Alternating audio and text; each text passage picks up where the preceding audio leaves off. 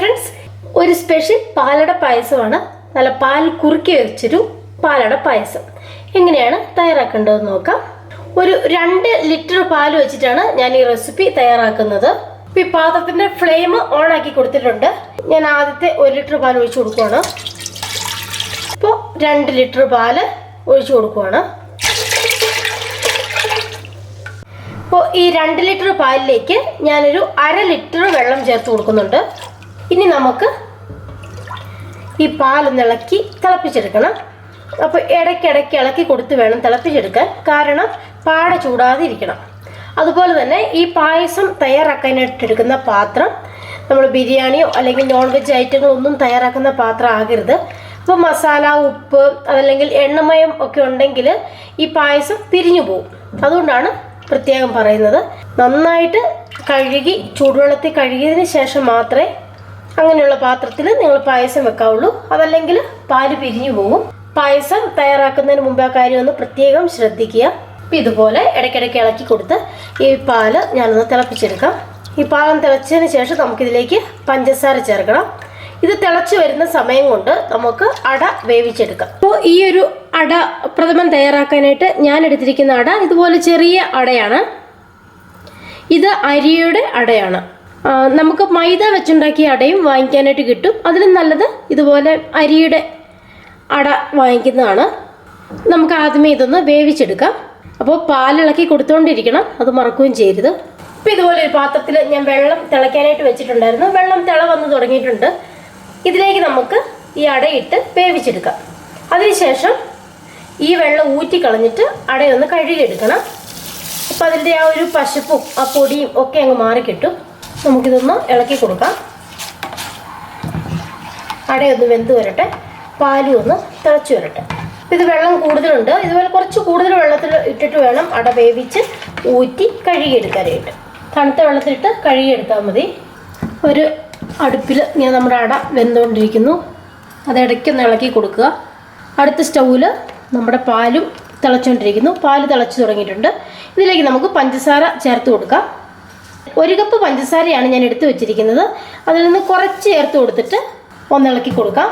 അത് മെൽറ്റ് ആയതിന് ശേഷം കുറച്ചുകൂടെ ചേർത്ത് ഇളക്കി അത് മെൽറ്റാക്കി അങ്ങനെ കുറേശ്ശെ ആക്കി ഇട്ടിട്ട് വേണം പഞ്ചസാര ചേർത്ത് ഇളക്കി കൊടുക്കാൻ.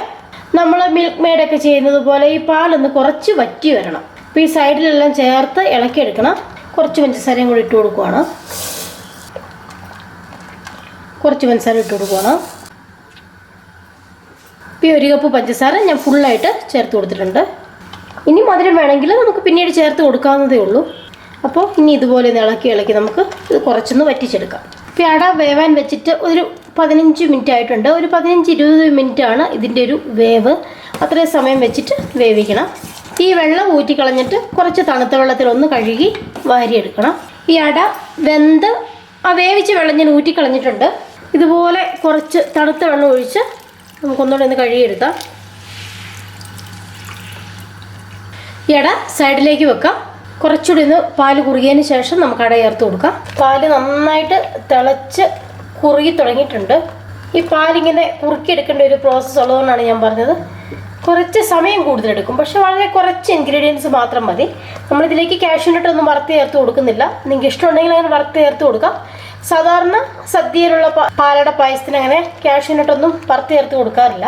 ഓണം അതുപോലെയുള്ള ഫെസ്റ്റിവലിനൊക്കെ നമുക്ക് തയ്യാറാക്കാൻ പറ്റുന്ന ഒരു സദ്യ സ്പെഷ്യൽ പായസം കൂടിയാണ്. ഇപ്പോൾ കണ്ട പാല് നന്നായിട്ട് വറ്റി വന്നിട്ടുണ്ട്. വറ്റി കളറ് മാറി തുടങ്ങിയിട്ടുണ്ട്. ഈ സ്പാച്ചില നോക്കുമ്പോൾ അത് തിക്കായത് അറിയാൻ പറ്റുന്നില്ല. അപ്പോൾ അതുപോലെ കുറുകി വന്നിട്ടുണ്ട്. അപ്പോൾ ഇത്രയൊന്ന് തിക്കായി കുറുകി വന്നു കഴിഞ്ഞാൽ ഈ പായസം നല്ല ടേസ്റ്റാണ്. അപ്പോൾ ഇനി നമുക്കിതിലേക്ക് വേവിച്ച് വെള്ളം ഊറ്റി വെച്ചിരിക്കുന്ന എന്നിട്ട് കഴുകിയും വെച്ചിട്ടുണ്ട് ആ അടയങ്ങ് ചേർത്ത് കൊടുക്കാം. നന്നായിട്ടങ്ങ് ഇളക്കി കൊടുക്കാം. ഇതിൻ്റെ തീ ഒന്ന് കുറച്ച് വെച്ചിട്ടുണ്ട്. ഇതിലേക്ക് നമ്മൾ ഏലക്കപ്പൊടി മാത്രമാണ് ചേർത്ത് കൊടുക്കുന്നത്. ഏലക്കയൊക്കെ പൊടിച്ച് ചേർക്കുമ്പോൾ ഫ്രഷ് ആയിട്ട് തന്നെ പൊടിച്ച് ചേർത്ത് കൊടുക്കണം. അപ്പോഴാണ് നല്ല മണം കിട്ടുള്ളൂ. ഞാനൊരു 7 ഏലക്ക മിക്സിയുടെ ജാറിലേക്ക് ഇട്ട് കൊടുത്തിട്ടുണ്ട്. ഇതിലേക്ക് ഒരു 2 ടേബിൾ സ്പൂൺ പഞ്ചസാരയും കൂടി ഇട്ട് കൊടുക്കുകയാണ്. ഇതിന് ശേഷം ഇത് നന്നായിട്ടങ്ങ് പൊടിച്ചെടുക്കാം. ഈ അട നന്നായിട്ട് വെന്തതാണ്, എന്നാലും ഒരു 10 മിനിറ്റോളം ഇതിൽ കിടക്കണം. അപ്പോൾ ആ മധുരമൊക്കെ അട നന്നായിട്ടൊന്ന് വലിച്ചെടുക്കും. ഈ സമയത്ത് വേണമെങ്കിലും നിങ്ങൾക്ക് മധുരം കുറവുണ്ടെങ്കിലും മധുരം ചേർത്ത് കൊടുക്കാം. ഇതിലേക്ക് നമ്മൾ നെയ്യ് മാത്രമാണ് ചേർത്ത് കൊടുക്കുന്നത്.